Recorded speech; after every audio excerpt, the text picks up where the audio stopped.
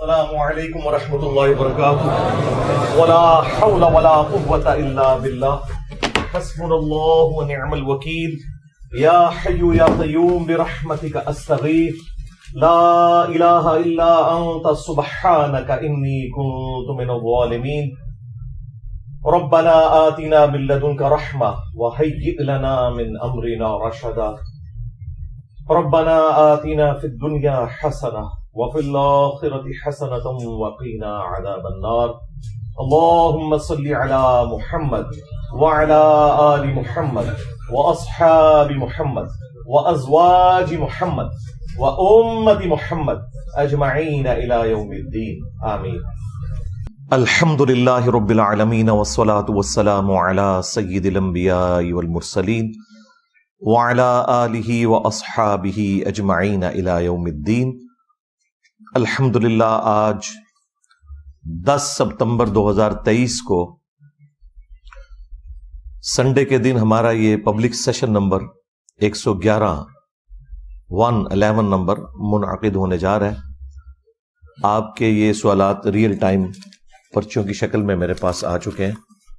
کوشش کروں گا کہ انہیں بھی کور کروں، لیکن ان سے پہلے اس ویک میں ایک کرنٹ افیئر کے طور پر کریٹیکل ٹاپک میں ڈسکس کرنا ضروری سمجھتا ہوں.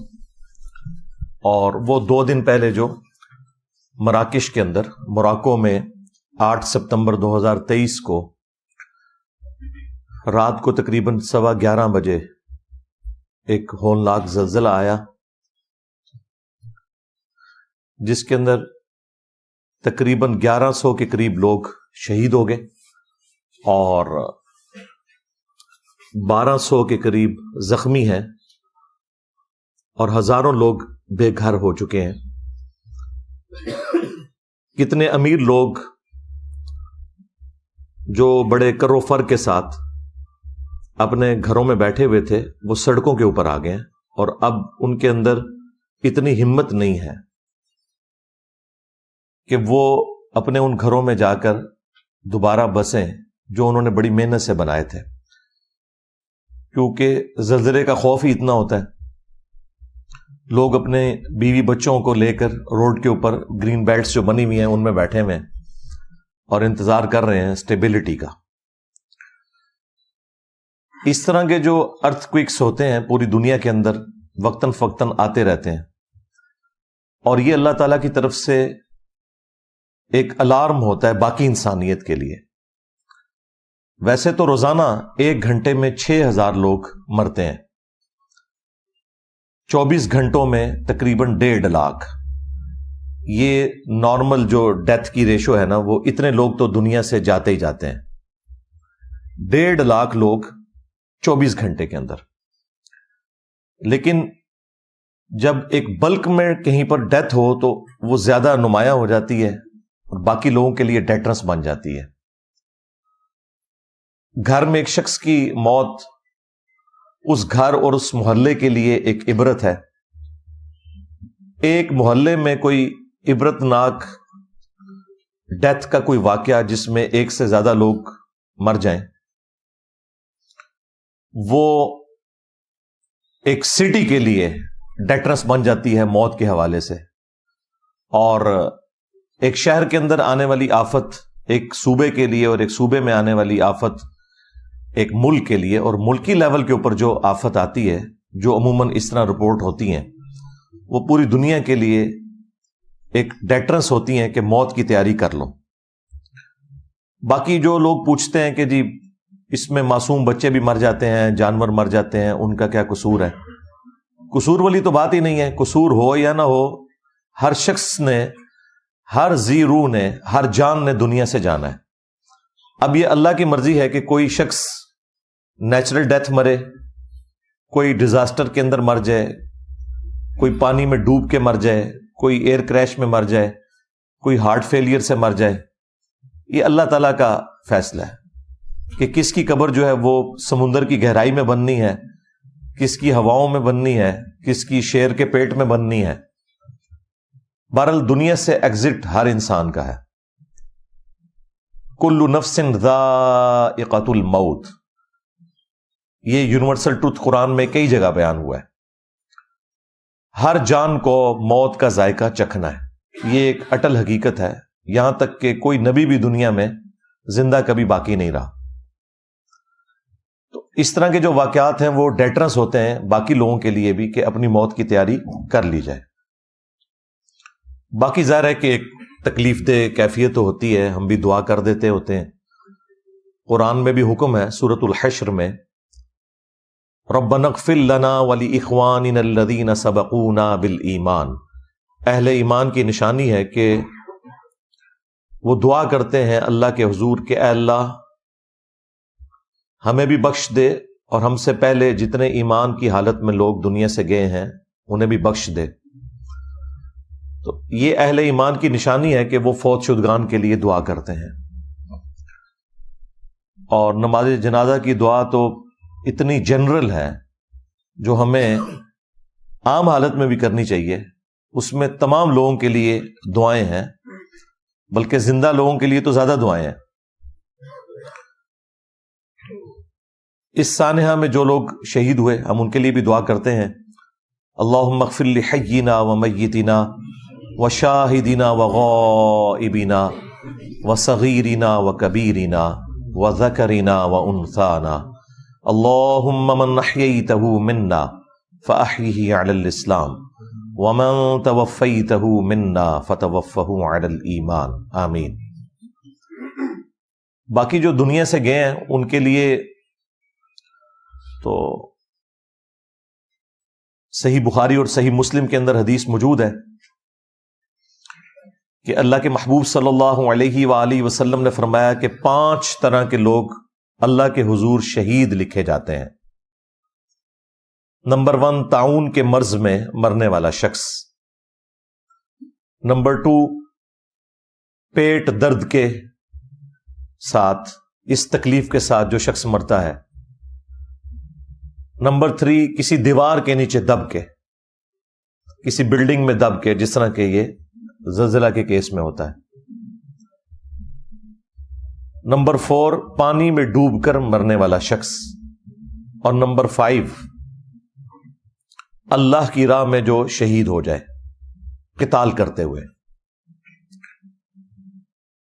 تو یہ 5 طرح کے شہداء ہیں. ایک اور حدیث ہے ابو داؤد کے اندر، سنن نسائی کے اندر، اس میں نبی علیہ السلام نے ذکر کیا کہ جو آگ میں جل کے مر جاتا ہے وہ بھی اللہ کے حضور شہید لکھا جاتا ہے.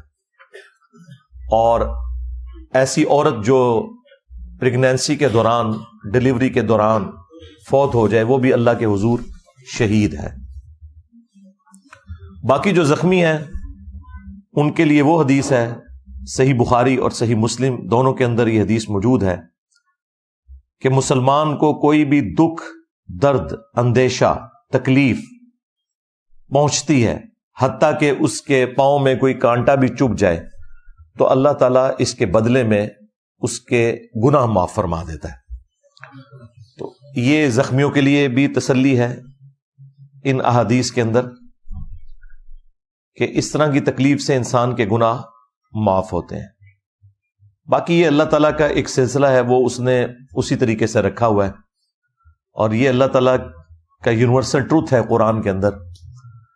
وَلَنَبْلُوَنَّكُمْ بِشَيْءٍ مِّنَ الْخَوْفِ وَالْجُوعِ وَنَقْصٍ مِّنَ الْأَمْوَالِ وَالْأَنفُسِ وَالثَّمَرَاتِ.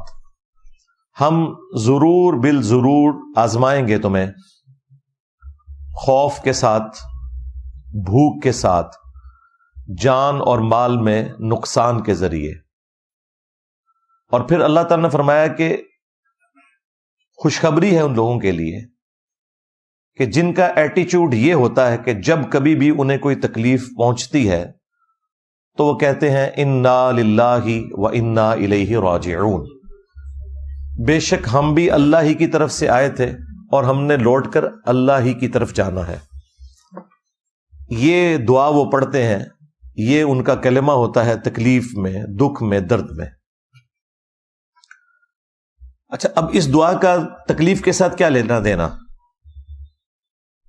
وہ اس طرح کہ انا للہ و انا الیہ راجعون، بے شک ہم بھی اللہ کی طرف سے آئے تھے اور ہم نے لوٹ کر اللہ ہی کے پاس جانا ہے. مراد یہ کہ ہم پہ اگر کوئی تکلیف بھی آئی ہے نا تو یہ بھی اللہ کی طرف سے آئی ہے. اور سب سے بڑی چیز یہ ہے کہ ہم نے خود بھی لوٹ کر اللہ کے پاس پہنچ ہی جانا ہے. تو یہ جو تکلیف آئی ہے نا، اس تکلیف نے بھی ایک نہ ایک دن ختم ہو جانا ہے. اس دن تو لازمی ختم ہو جانا ہے جس دن کہ ہمیں خود موت آ جائے. اگر کوئی شخص کینسر کی لا علاج بیماری میں مبتلا ہے تو جس دن اسے موت آئے گی اس دن اس کی تکلیف بھی گئی.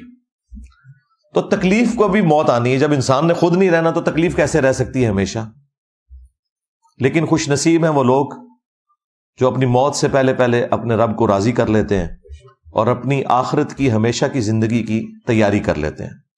ان کے لیے تو یہ موت کا دروازہ ایک گیٹ ہے ہمیشہ کی کامیابیوں کا، نعمتوں کا، اپنے رب کے حضور پڑوس حاصل کرنے کا، اس کے دیدار کا.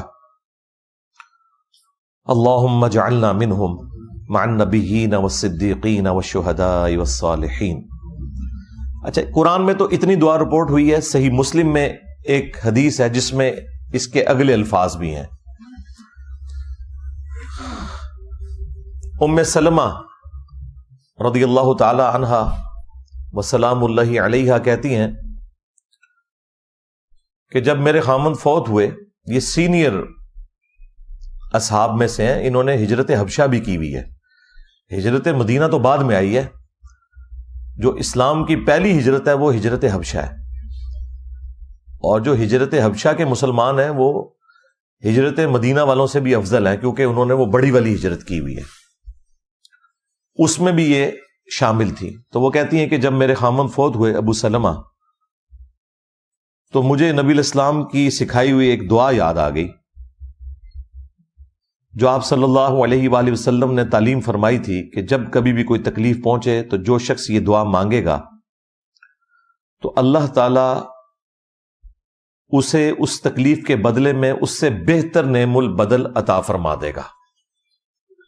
اور اس دعا کا ترجمہ بھی یوں ہی بنتا ہے، انا للہ و انا الیہ راجعون. یہ تو قرآن والے الفاظ. اس کے ساتھ پڑھنا ہے پھر اللہم اجرنی، اللہم اجرنی، میم کے اوپر زبر ہے اور آگے جھٹکے سے پڑھنا ہے، فی مصیبتی واخلف لی خیرا منہا. اے اللہ اس مصیبت میں مجھے اجر عطا فرما اور اس کے بدلے میں میرے لیے اس سے بہتر کوئی نعم البدل والا معاملہ فرما دے. تو ام سلمہ کہتی ہے کہ میں نے یہ دعا تو مانگ لی لیکن دل میں کھٹکا تھا کہ میرے خامند جیسا تو خامند ہی کسی کا نہیں تھا. مجھے ابو سلمہ سے بڑھ کر کون سا ایسا خامند مل سکتا ہے؟ اس تکلیف کا ازالہ اللہ تعالیٰ کس طرح فرمائے گا؟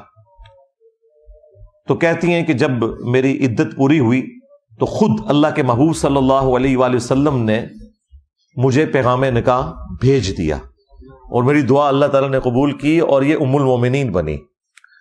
اور یہ ہماری وہ ماں ہے جو تمام ماؤں میں سے سب سے آخر میں فوت ہوئی ہیں. واقعہ کربلا کے بھی 2 سال کے بعد 63 ہجری کے اندر یہ فوت ہوئی ہیں ام سلمہ سلام اللہ علیہا ورضی اللہ تعالی عنہا. تو اللہ تعالیٰ نے انہیں نعم البدل بھی بہترین عطا فرمایا. تو یہ دعا سب یاد کریں، انا للہ و انا الیہ راجعون، اللہم اجرنی فی مصیبتی واخلف لی خیرا منہا. یہ صحیح مسلم کے اندر موجود ہے. اور یہ دعا حرز جاں بنا لیں. روزانہ کوئی نہ کوئی آپ کو اس طرح کی خبر ملتی ہے. کبھی کوئی بچہ گر جاتا ہے، کسی کا ایکسیڈنٹ ہو جاتا ہے، اور کوئی تکلیف گھر میں آ جاتی ہے. تو یہ دعا ہر وقت یاد رکھیں. پہلی چیز جو اپنی زبان سے نکالیں وہ یہ دعا ہے تاکہ اللہ تعالیٰ اس کا نعم البدل بہتر عطا فرمائے. اور دعا مومن کے پاس اتنا بڑا ہتھیار ہے کہ اس سے بڑا کوئی ہتھیار نہیں ہے.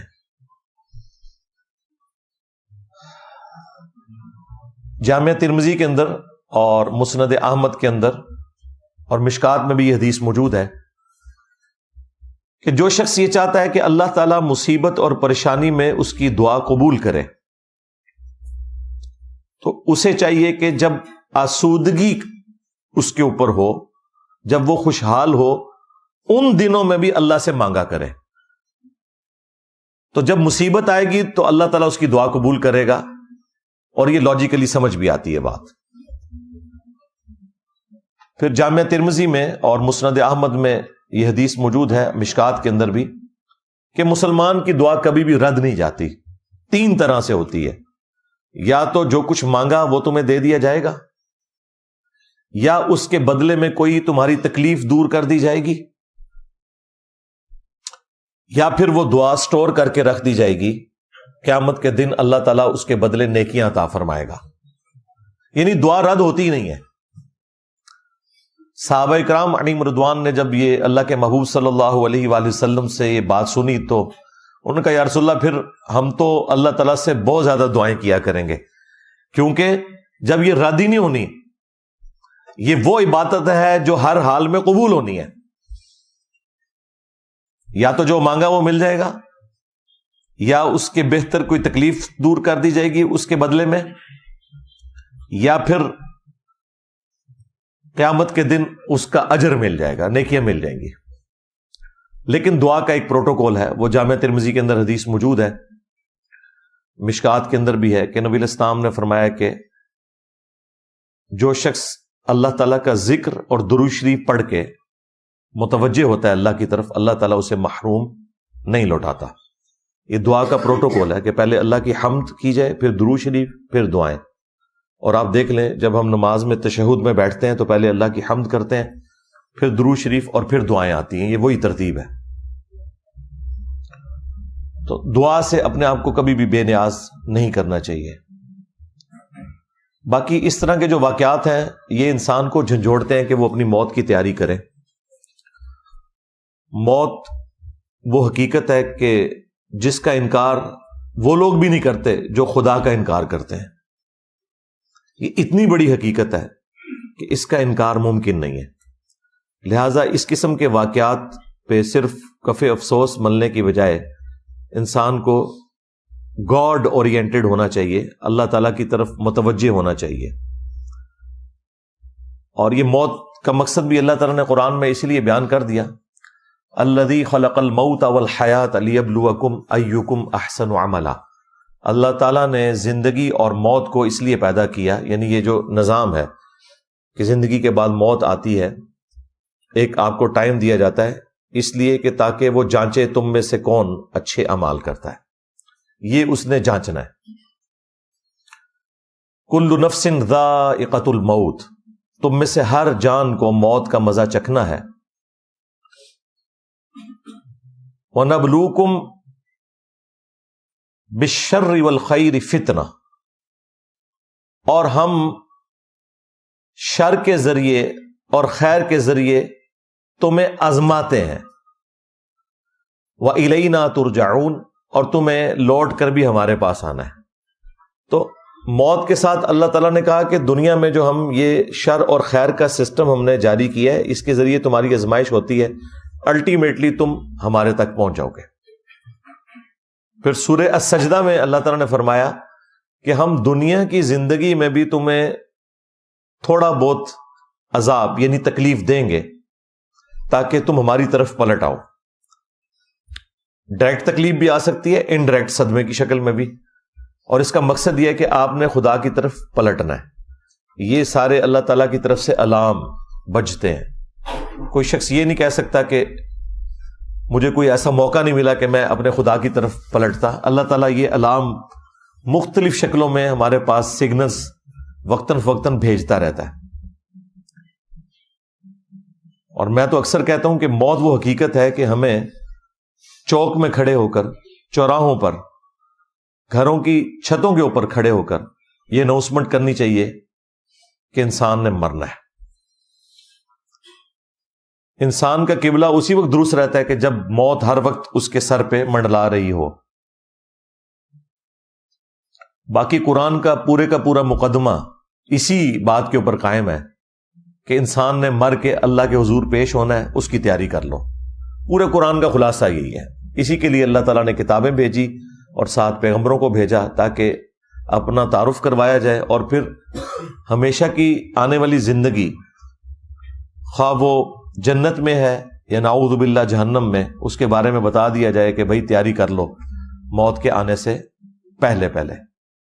تو یہ موت کی تلوار ہر وقت اگر انسان کے اوپر لٹکی رہے، وہ تو لٹک رہی ہے، اس کا تصور بھی ہو، تو انسان نافرمانی کے کاموں سے بچ جاتا ہے۔ اللہ تعالیٰ نے سورۃ المومنون میں بھی فرمایا افحسبتم انما خلقناکم عبثا وانکم الینا لا ترجعون، کیا تم نے یہ گمان کیا کہ ہم نے تمہیں ویسے ہی پیدا کر دیا ہے اور تمہیں لوٹ کر ہمارے پاس نہیں آنا؟ یہ تو اللہ تعالیٰ نے معاملہ ایسا رکھا ہے کہ دنیا میں اگر کوئی چیز نہیں بھولی جانی چاہیے تو وہ انسان کی موت ہے، کہ اسے مر کر اپنے رب کے حضور پیش ہونا۔ پھر سورۃ الحدید میں جس شان کے ساتھ آیات نازل ہوئیں، اسی قسم کے واقعات کے ساتھ ریلیٹڈ ہیں یہ ساری چیزیں۔ الم یأن للذین آمنوا ان تخشع قلوبہم لذکر اللہ وما نزل من الحق، کیا لوگوں پر ایسا وقت نہیں آیا کہ ان کے دل جھک جائیں اللہ کی یاد کی طرف اور اس الحق قرآن کی طرف جو ان کے رب کی طرف سے نازل ہوا؟ یعنی کتنا جھنجھوڑنے کا انداز ہے کہ کیا ابھی بھی وہ وقت نہیں آیا؟ لوگ تو بہانے کرتے ہیں، بس جی بس یہ میرے بچیوں کے ہاتھ پیلے ہو جائیں پھر تو میں نے مسجد میں ہی بیٹھے رہنا ہے، میرا فلاں مسئلہ حل ہو جائے تو انشاءاللہ میں گاڈ اورینٹڈ ہو جاؤں گا۔ اور اسی طریقے سے انسان وقت گزارتا رہتا ہے، اسے پتہ بھی نہیں چلتا، موت آ جاتی ہے۔ اس کا ثبوت یہ ہے کہ آپ کے ساتھ جتنے لوگ مر رہے ہیں، آپ ان کے اوپر غور و تفکر کریں تو آپ کو پتہ چلے گا کہ وہ اسی نارمل زندگی سے ہی اچک لیے گئے ہیں۔ یہ نہیں ہوا کہ پہلے انہیں کوئی ٹیلی فون کال آئی ہے یا کوئی ٹیکسٹ میسج آیا کہ بھائی اتنے دن رہ گئے تیاری کر لو، تو وہ پھر بالکل ٹھیک ہو گئے، نہیں، اچانک ہی اٹھائے جاتے ہیں۔ تو اسی لیے اللہ تعالیٰ نے قرآن میں فرمایا وَلَا تَمُوتُنَّ إِلَّا وَأَنْتُمْ مُسْلِمُونَ، دیکھنا تمہیں موت نہ آئے مگر اس حال میں کہ تم اللہ کے تابع فرمان مرنا، یعنی ہر وقت تابع فرمان رہو گے تو ہی تمہیں پھر موت اچھی حالت میں آ سکتی ہے، کیونکہ آپ جو زندگی گزار رہے ہیں اسی میں سے ہی آپ کو اچک لیا جائے گا، کیونکہ پلان تو کوئی نہیں ہونا کہ بھئی اتنے دنوں بعد، اتنے مہینوں بعد، اتنے ہفتوں بعد آپ کو اٹھایا جائے گا لہٰذا اپنی تیاری شروع کر دیں، نہیں، یہ چلتے پھرتے ہی آپ کو اٹھا لیا جانا ہے۔ میرے اپنے کئی کلاس فیلوز جو یونیورسٹی میں تھے، کالج میں تھے، اسکول میں تھے، کب کے فوت ہو چکے، اور بالکل چلتے پھرتے، یہ نہیں ہے کہ کوئی ایکسیڈنٹ میں مر گئے، نہیں، نیچرل ڈیتھ بھی مرے۔ تو ہر وقت انسان کو آخرت کی تیاری کے لیے اپنے آپ کو تیار کرنا چاہیے، اور اس طرح کے جو واقعات ہیں ان سے یہی درس عبرت حاصل کرنا چاہیے، بجائے یہ کہ اس طرح کی خبریں دیکھ کے تو آپ صرف دعا تک اکتفا کریں اور کفِ افسوس ملیں۔ اپنی آخرت کی تیاری کریں کہ کیا حالات و واقعات ہوں گے آگے چل کے۔ لوگ تو رو رہے ہوتے ہیں مرنے والوں کو اس اعتبار سے کہ یہ مر گئے، اصل تو رونا یہ ہے کہ یہ جس حالت میں مرے ہیں اس حالت نے ڈیفائن کرنا ہے کہ آخرت میں ان کے ساتھ کیا معاملہ ہونا ہے۔ اگر تو اللہ کے تابع فرمان ہو کر مرے تو چاہے کوئی لاوارث لاش بھی ہو فٹ پاتھ کے کنارے، اسے دفنانے والا بھی کوئی نہ ہو، وہ اللہ کی جنتوں میں پہنچ گیا۔ اور اگر اللہ تعالیٰ کا نافرمان تھا، آپ اس کا جتنا مرضی بڑا کوئی مقبرہ بھی بنا لیں، خلاف سنت یہ آپ کام کر بھی لیں، اس کی قبر کو آپ جتنا مرضی خوبصورت بنا لیں، اس کی اندر کی زندگی کو آپ چینج نہیں کر سکتے، سیدھی سی بات ہے۔ بعد میں تو خیر لوگ قرآن خوانیاں کروا رہے ہوتے ہیں اور پتہ نہیں کیا کچھ کروا رہے ہوتے ہیں، اور بھائی جس شخص نے اپنی زندگی میں قرآن کو اتنا سیریس نہیں لیا کہ وہ قرآن کھول کر خود پڑھے کہ میرے رب نے مجھ سے کیا ڈیمانڈ کی ہے، اب اسی شخص کی میت کے اوپر کس منہ سے قرآن پڑھا جا رہا ہے؟ وہ اپنی زندگی میں تو قرآن کو اتنی اہمیت نہیں دیتا تھا، اب آپ اس کی میت پہ قرآن پڑھ کے دھونس اور زبردستی کے ذریعے اسے بخشوانا چاہتے ہیں۔ اس طرح تو آپ کچھ بھی نہیں کر سکتے۔ اس دنیا میں اس طرح کی چیزیں چلتی ہیں، اللہ کے اوپر تو کسی کی کوئی دھونس نہیں ہے، سیدھی سی بات ہے۔ تو مرنے سے پہلے اللہ تعالیٰ کو سیریس لے لیں، تاکہ جب آخرت میں اللہ کے حضور پیشی ہو تو انشاءاللہ کامیابیاں ہمارا مقدر ہوں۔ صلو علی محمد وآل محمد، اللہم صلی علی محمد وعلی آل محمد واصحاب محمد وازواج محمد وامت محمد اجمعین الی یوم الدین، آمین۔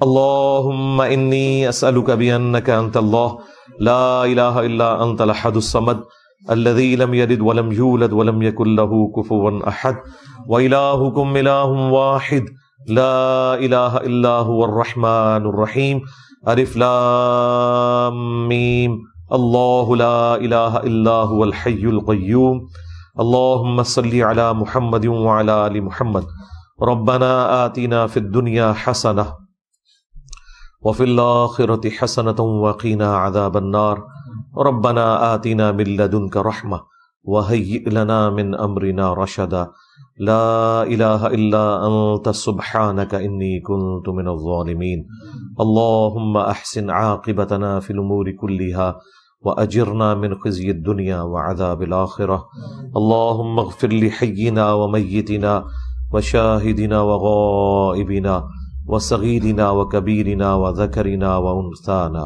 اللهم من أحييته منا فأحيه على الإسلام ومن توفيته منا فتوفه على الإيمان۔ اے اللہ، جن جن بھلائیوں کا سوال تیرے محبوب صلی اللہ علیہ وآلہ وسلم نے تجھ سے کیا، ہمارے حق میں، ہمارے ماں باپ کے حق میں، ہمارے بیوی بچوں کے حق میں، پوری امت کے حق میں قبول و منظور فرما۔ جن جن چیزوں کے شر سے تیرے محبوب علیہ السلام نے تیری پناہ طلب کی، تمام مسلمانوں کو ان چیزوں کے شر سے اپنی پناہ عطا فرما۔ اے اللہ، خصوص بالخصوص چائنا، انڈیا، کشمیر، فلسطین، یمن، عراق، شام، افغانستان، پاکستان میں جہاں کہیں مسلمان کس پرسی کی زندگی گزار رہے ہیں، غیب سے ان کی عزت، آبرو، جان و مال کی حفاظت فرما۔ اے اللہ، ہمارے ملک پاکستان کی خیر فرما، پورے عالم اسلام کی خیر فرما، اندرونی اور بیرونی خطرات سے محفوظ فرما۔ حاضرین کے دلوں میں جو جو نیک اور جائز دعائیں ہیں قبول فرما۔ حاضرین کے جو چھوٹے بڑے رشتہ دار فوت ہو چکے ان کی مغفرت فرما، جو بیمار ہیں انہیں شفا عطا فرما، اور یہ تمام دعائیں تمام مسلمانوں کے حق میں قبول و منظور فرما۔ سبحان ربک